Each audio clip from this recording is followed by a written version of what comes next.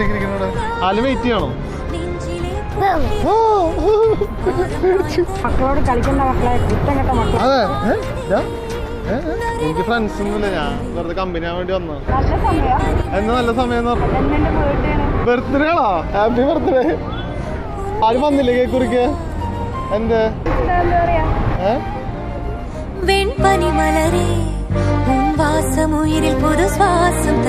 ഞാൻ കേക്ക് അടിച്ചേ?